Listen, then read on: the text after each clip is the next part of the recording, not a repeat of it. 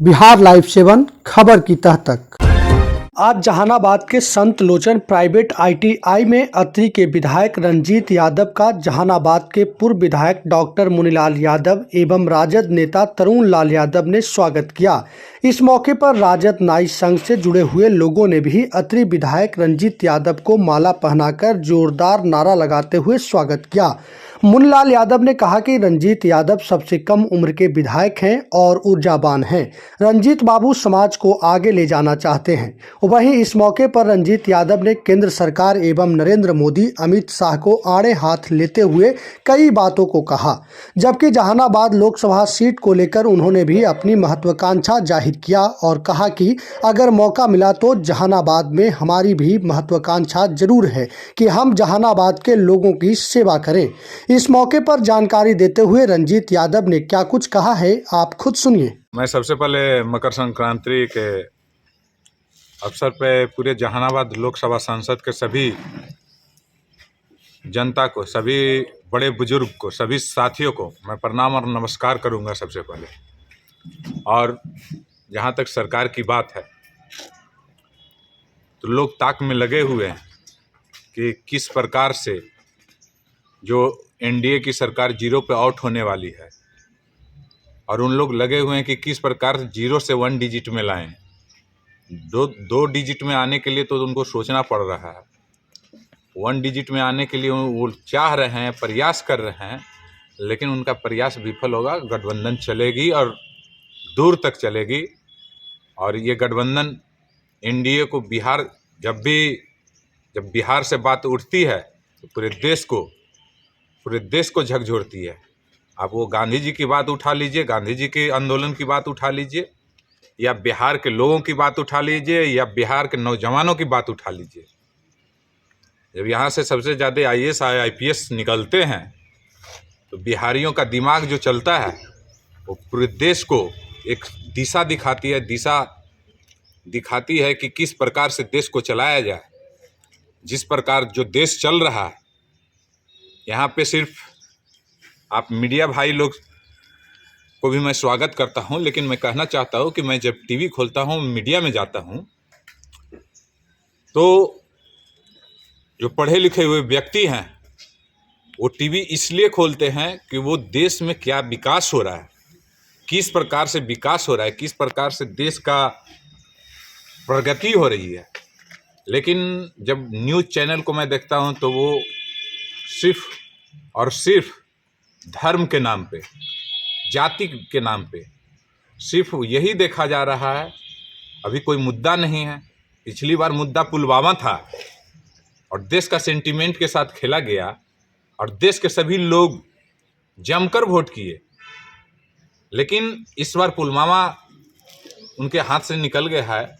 इस बार फिर ये हमारे भगवान श्री राम, मर्यादा पुरुषोत्तम राम, जिनका सभी लोग भक्त है, ये नहीं कि सिर्फ इस देश के वासी भक्त है, पूरे संसार में उनका भक्त है।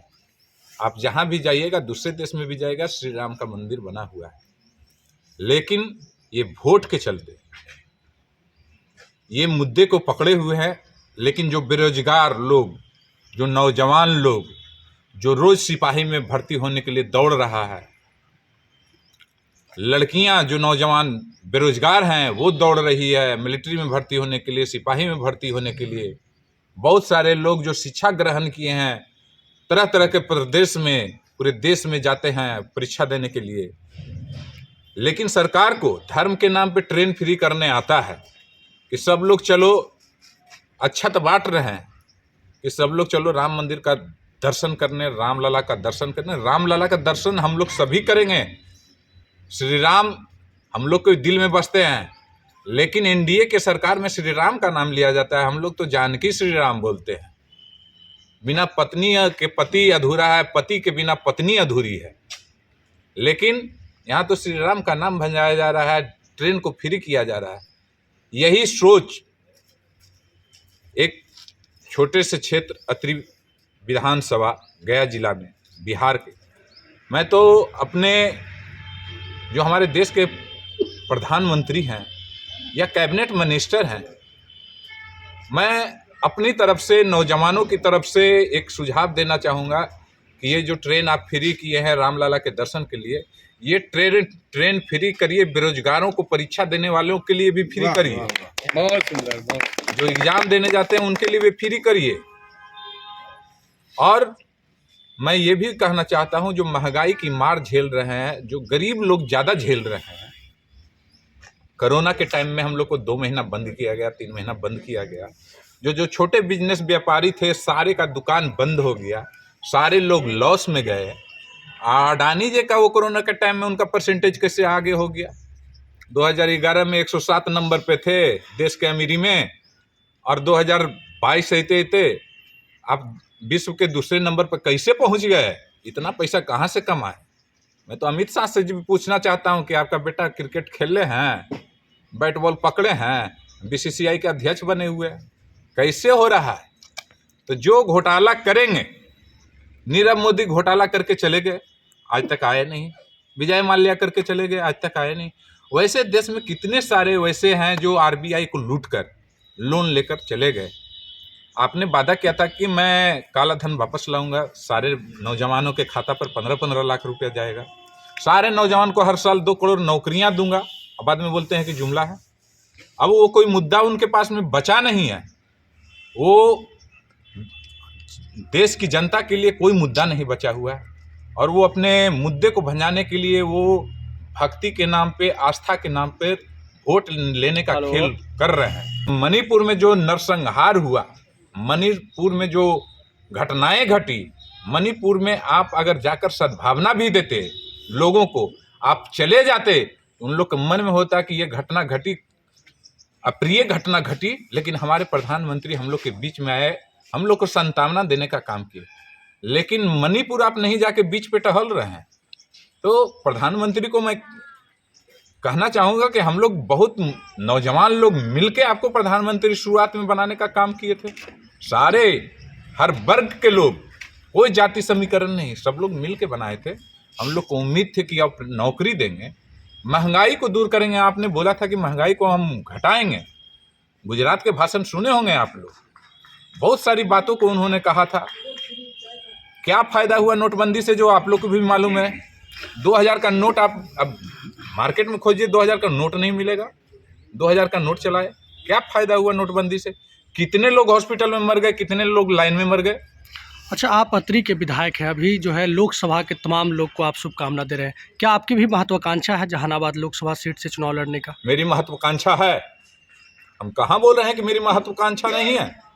मेरी महत्वाकांक्षा है कि हमारे जो गठबंधन की सरकार है, स्वच्छ छवि व्यक्ति को इस लोकसभा में, ऐसे व्यक्ति को दो, टिकट दें जो जन जन पहुंचे, लोगों तक पहुंचे, लोगों का काम करे। ऐसे व्यक्ति को नहीं दिया जाना चाहिए कि जिनका छवि ही खराब हो। चाहे किसी भी क्षेत्र, जो 6 विधानसभा है, किसी क्षेत्र में उनका छवि नहीं खराब रहे, जो जन समस्याओं को दूर करे।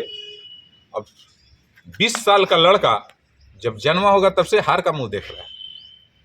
तो मैं चाहता हूं, और मैं अपने पार्टी से भी आग्रह करूंगा, लोगों से भी आग्रह करूंगा, स्थानीय जहानाबाद में बहुत सारे ऐसे व्यक्ति हैं, विद्वान व्यक्ति हैं, पढ़े लिखे हुए व्यक्ति हैं। मेरी महत्वाकांक्षा तो है कि हमारे जब घर का बेटा अगर बन जाता है तो घर को संभालेगा।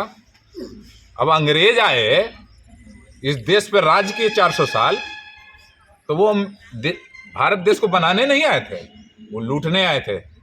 तो वो बाहर के बेटा थे। जब घर का बेटा आज़ादी पाया तो घर को बनाने का काम किया, घर का बेटा बने। मेरा महत्वाकांक्षा है। मेरा ये महत्वाकांक्षा नहीं है कि हम सांसद बने, मेरा ये महत्वाकांक्षा नहीं है कि फलना व्यक्ति सांसद बन जाए।